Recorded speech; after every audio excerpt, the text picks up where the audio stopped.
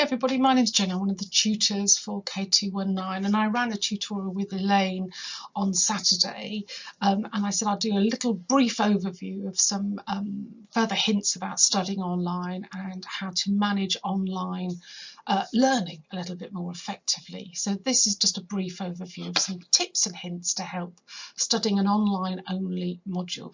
And it is different. It's different to studying a book, and it's purposefully different. The idea with studying online that it's more rich in interactive content, so engaging with audios and videos, and you can save your notes online and discussion points online. So it's different. So you need to learn different strategies to be an effective and efficient learner when studying online. I've studied a master's completely online, and it took some getting used to, but I developed these skills and strategies which helped me become more effective and more efficient.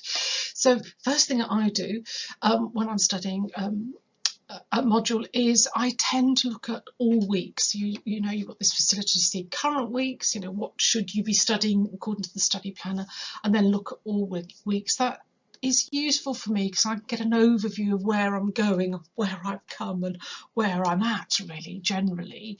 So that's quite useful to me. And also, always explore everywhere. Sometimes module material, if you're working between different modules, it's generally in the same place. Assessment would include all the TMAs, for example, tutorials.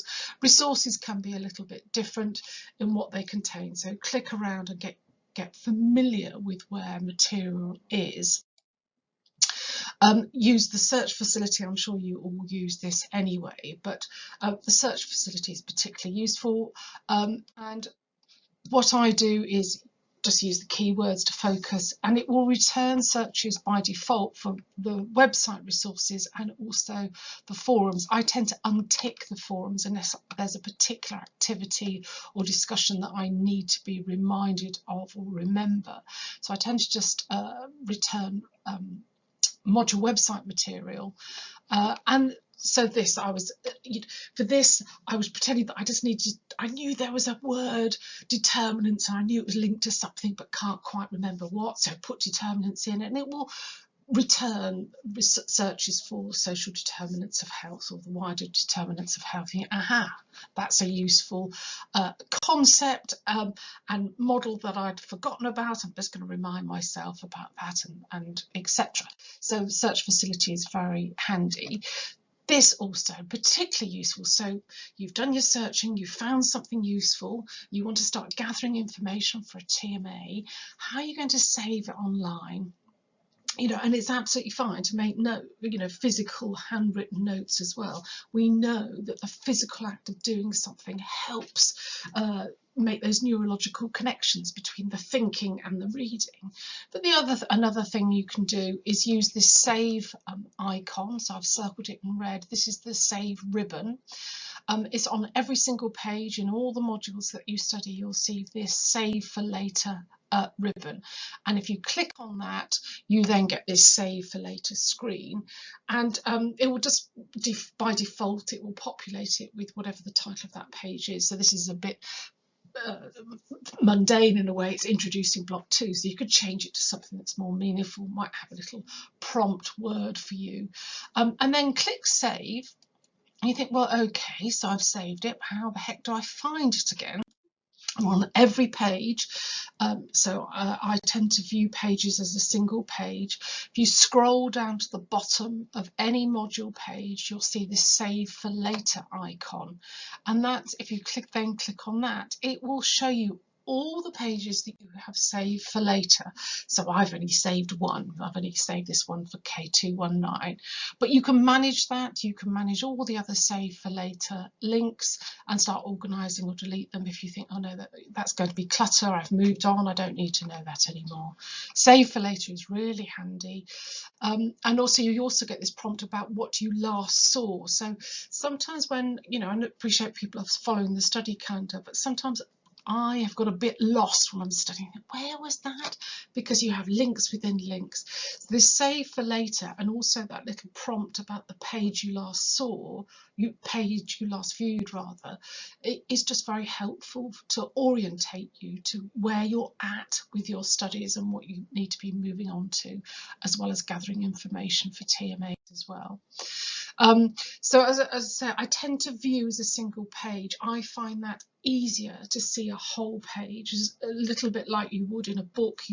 We actually subconsciously view, when we open up a book, we're subconsciously viewing 2 pages, and that subconsciously, or perhaps consciously, helps us read that page.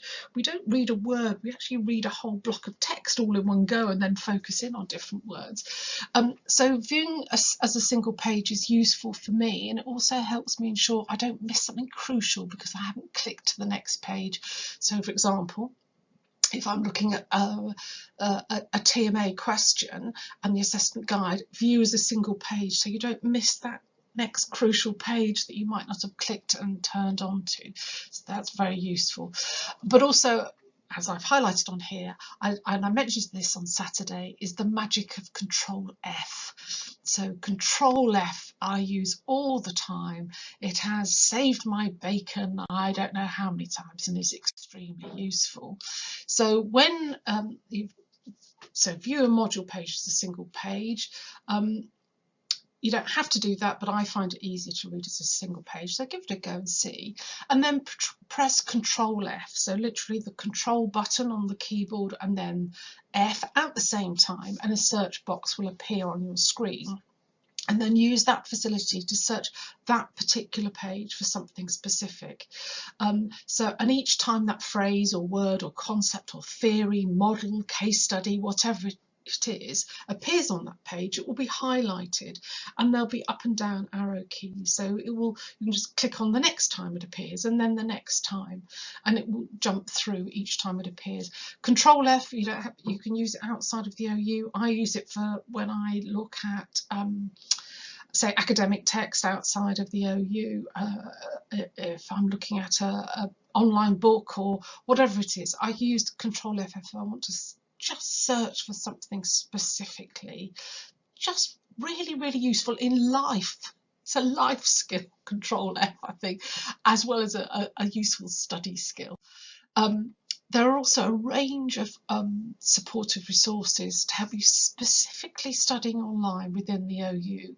So the Help Centre, which you'll see on your student homepage, I just think the Help Centre is an underutilised resource, to be honest, because there are a vast range of study skills, support for academic writing, making notes, which we mentioned on Saturday, writing your own words, what is academic study anyway.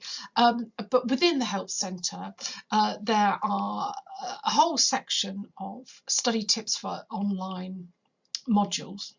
And within that, there are a range of resources and tips and hints to how to study on a screen.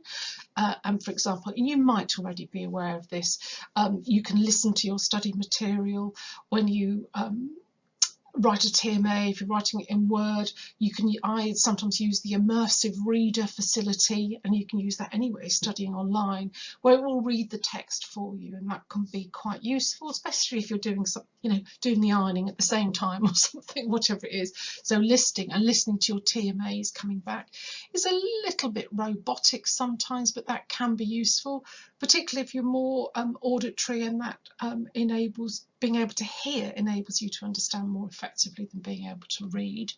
It also shows you how to highlight PDFs and Word documents, and the module material, if you go to resources and downloads, is available as PDFs or Word documents, and that might be more accessible for you. So accessibility is important here as well, isn't it? And specifically how to work with PDFs. So again, the module material, you can download the majority of it as PDFs. Another top tip when it comes to videos is I listen to the video, but I will download the transcript, and then I'll use Control F to highlight within the transcript any particular areas that I want to revisit, or perhaps a key concept that was discussed in that video that I just want to return to, and read what was written as well as hear what was written.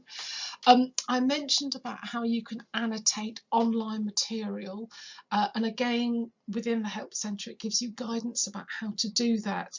And there's making notes in browsers, so you can make notes with, you know, outside of the OU. If you study some content elsewhere that again you use to inform your thinking and learning and understanding of K219. There's free, make sure it's the free option, free software that you can download. The one that I've used, and I don't know how to pronounce it, is Digo. Digo, I'm not sure, but that's what I've used. And then you can save your annotations, your highlighting and your little stickies.